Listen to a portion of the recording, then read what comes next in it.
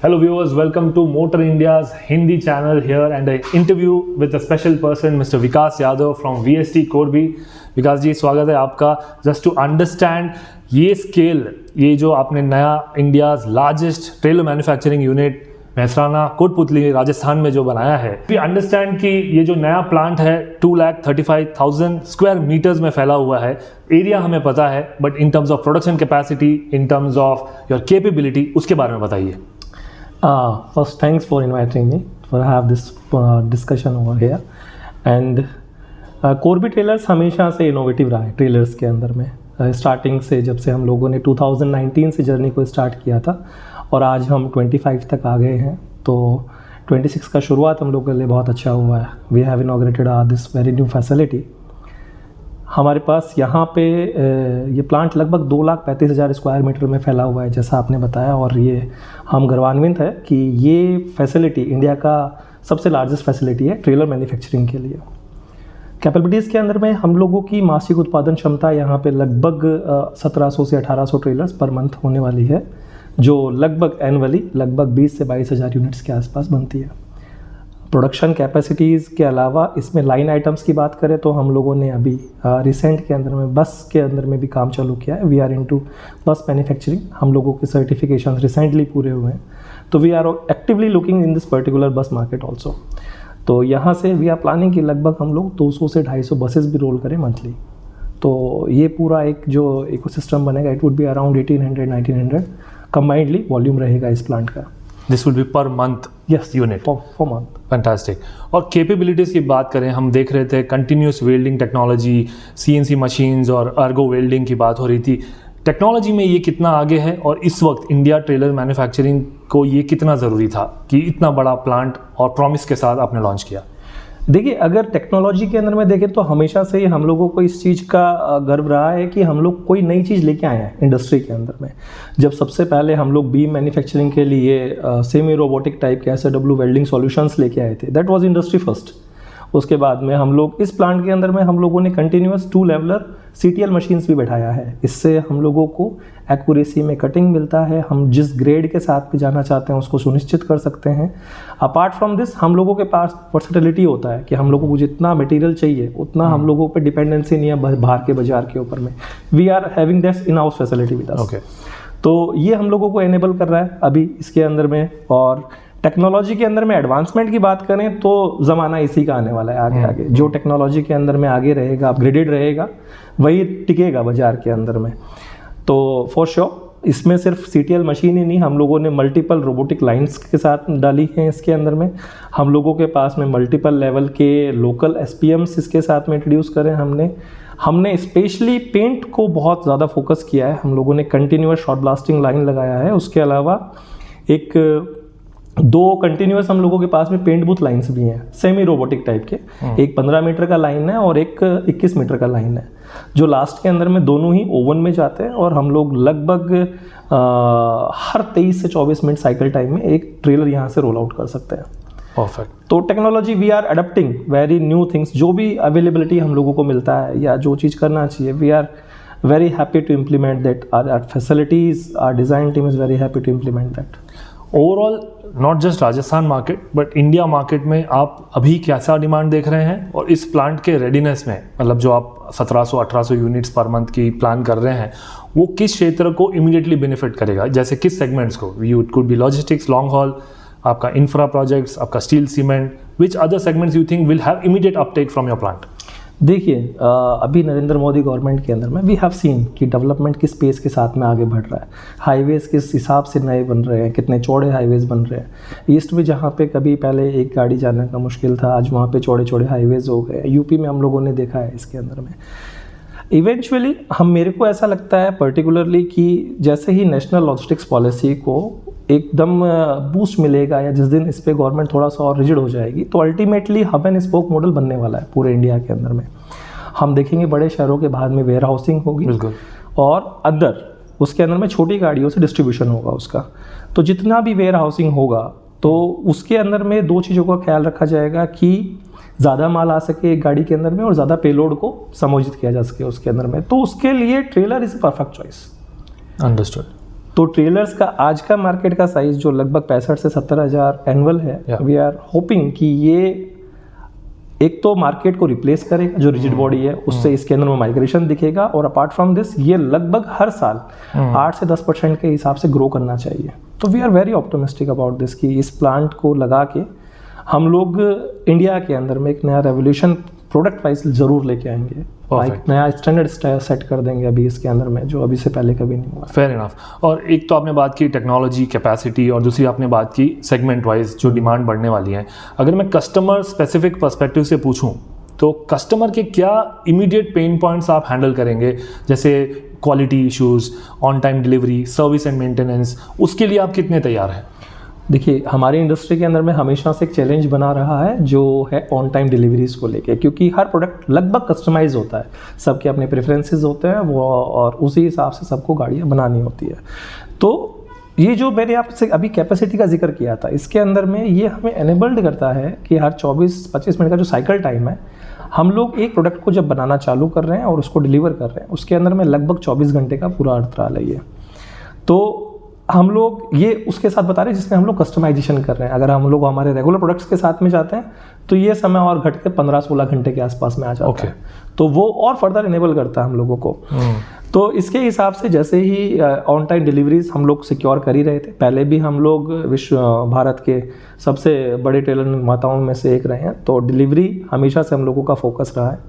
इसके अलावा जो इस प्लांट के साथ में हम लोग एक्स्ट्रा एक माइल जाना चाहते हैं, हम लोग हमारे खुद के छोटे छोटे सर्विस सेंटर्स जो अभी थर्ड पार्टी थे उन सबको रिप्लेस करके हमारे खुद के भी स्टेट वाइज कोशिश करेंगे, या फिर जोनल वाइज तो डेफिनेटली हम लोग हमारे खुद के सर्विस सेंटर्स बनाने वाले हैं वहाँ पे, ताकि सिर्फ गाड़ी यहाँ से ले जाने तक के ही नहीं, उसके बाद की भी जो जिम्मेदारियाँ हमने पहले भी निभाई है, पर ग्राहक को एक एक्स्ट्रा कॉन्फिडेंस उसके अंदर में मिल सके, तो हम लोग वो भी स्टैब्लिश करेंगे। टोटल कंट्रोल उसको कॉन्फिडेंस रहेगा कि मैंने यहाँ से गाड़ी लिया है तो कल मुझे कोई परेशानी है तो यहाँ पे सर्विस भी मिलेगा इसके अंदर। बिल्कुल। Although we are providing third party, पर खुद का एक सेटअप होना। थर्ड पार्टी में कितना सेटअप है अभी, और इसको फिर कैसे आप माइग्रेट करेंगे टू ऑन? अभी लगभग हम लोगों के पास में 90 ऑथराइज्ड वर्कशॉप्स हैं हम लोगों के पैन इंडिया। इसके अंदर में मेरे 28 सर्विस इंजीनियर्स अवेलेबल हैं इंडिया के अंदर। ठीक है। अभी जनरली जो हम लोगों का सर्विस स्टार्ट है ये 48 घंटे के अंदर में। And when this will be converted into your own company control? We will trying this particular financial year there would be 1 or 2, 3 workshops in this particular year. Exports और सस्टेनेबिलिटी का क्या role रहेगा इस प्लांट से? यानी plans की export कैसे करेंगे, और सस्टेनेबिलिटी मतलब मैं कह रहा हूँ long term rigidity and guarantee of this whole product जो ट्रेलर बनाते हैं। देखिए, अगर सस्टेनेबिलिटी और जो रिजिडिटी की आपने बात करी है अभी इसके अंदर में, क्योंकि प्रोडक्ट जो है वो एक कुशल कारीगर बना रहा है, एक CNC मशीन के द्वारा बना जा रहा है, हर चीज़ प्रिसाइजली हो रही है उसके अंदर, और वो निरंतर हो रहे क्वालिटी चेक से गुजरता है। ठीक है।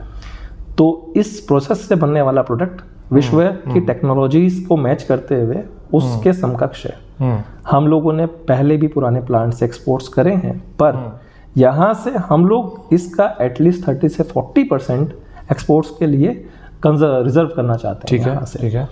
हम लोग ऑस्ट्रेलियन मार्केट्स को एक्टिवली एक्सप्लोर कर रहे हैं, हम लोग सऊदी मार्केट्स को कर रहे हैं, और कुछ अफ्रीकन मार्केट्स में भी we are trying to penetrate.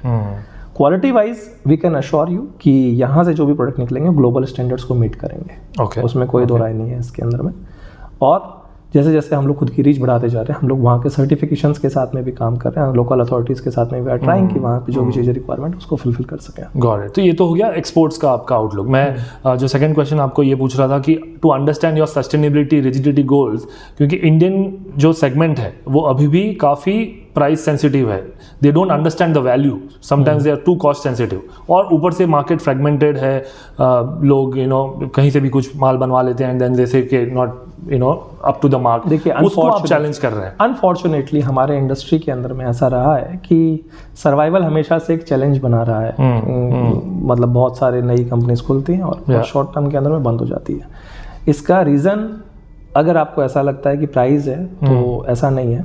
अच्छा। रीज़न होता है हमेशा कि प्रोडक्ट को जब हम लोग प्राइस के साथ में डेप्रिशिएट कर देते हैं क्वालिटी को, तो वो लंबा सस्टेन नहीं कर सकता उसके अंदर। करेक्ट। अगर आज के प्राइस की पोजीशनिंग सब कंपनीज की अपनी होती है, सबके अपनी ब्रांड पोजीशनिंग है, किसी को किसी हिसाब से पोजीशन करना है, तो ज़रूरी ये है देखना कि मैं जो भी ब्रांड की मेरी पोजीशनिंग कर रहा हूँ, पर मैं मेरी क्वालिटी के साथ में कोई समझौता नहीं करूँ। जो क्वालिटी के साथ बनाएगा, अच्छा बनाएगा, वो लंबा चलेगा डेफिनेटली। हो सकता है मार्केट शेयर आज कम होगा, कल बढ़ेगा, आगे और बढ़ेगा। आई नो, जब मैंने स्टार्ट किया था तो हम लोगों ने 30 गाड़ियों का प्लांट लगाया था। आज 5 साल में आपके समकक्ष हम लोग खड़े हैं और आज हमने 1800 ट्रेलर्स को प्लान किया।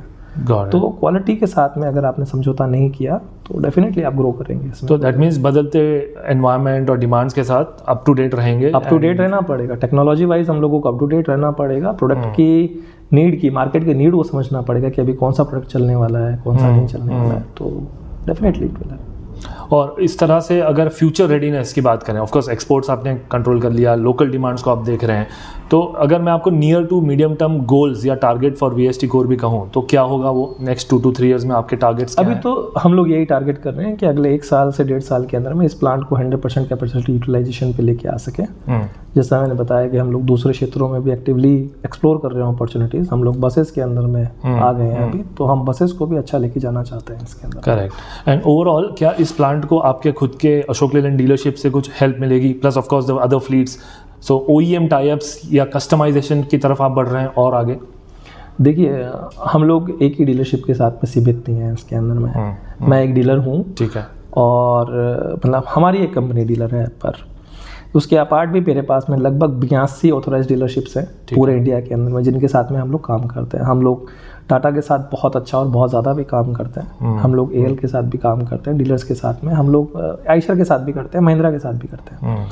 तो दोनों बिजनेस थोड़े से अलग है। जहाँ पे हम लोग AL की बात करते हैं तो वो कंपनी राजस्थान के कुछ एक डिस्ट्रिक्ट्स में सीमित है, पर जब हम लोग इस ट्रेलर की बात करते हैं तो हम लोग पैन इंडिया प्रेजेंट है। हम लोग एक्टिवली आज की तारीख में 18 स्टेट्स में प्रेजेंट है। ओके, तो वो बहुत बड़ा मार्केट है इसके लिए। तो ऑब्वियसली मतलब खुद का एक डीलरशिप होने की वजह से कुछ बेनिफिट्स होते हैं, पर हम लोग इस पे डिपेंडेंसी बहुत कम है हम लोग का। नहीं, मैं इसलिए भी पूछ रहा था क्योंकि जो कस्टमर हैं आपके फ्लीट्स हैं, कोई टाटा का व्हीकल है, कोई आइशर का है, कोई AL का है, and also the segment wise the customization of the trailers changes, उस सभी के लिए टेक्नोलॉजी और R&D में ये कितना समृद्ध है? क्योंकि आपके स्लाइड में हमने देखा रिसर्च एंड डेवलपमेंट सेंटर भी आपका यहीं है, तो नए product design, skeletal body, container body, या उसमें भी और कोई सुधार लाना हो टायर टू वेट रेशियो में, वो सब यहीं होगा? देखिए, इंप्रूवमेंट एक कंटिन्यूस प्रोसेस है। क्वालिटी अपग्रेडेशन आपको हमेशा करता रहना पड़ेगा। किसी भी क्षण पे हम लोग खुद को 100% सही नहीं बता सकते।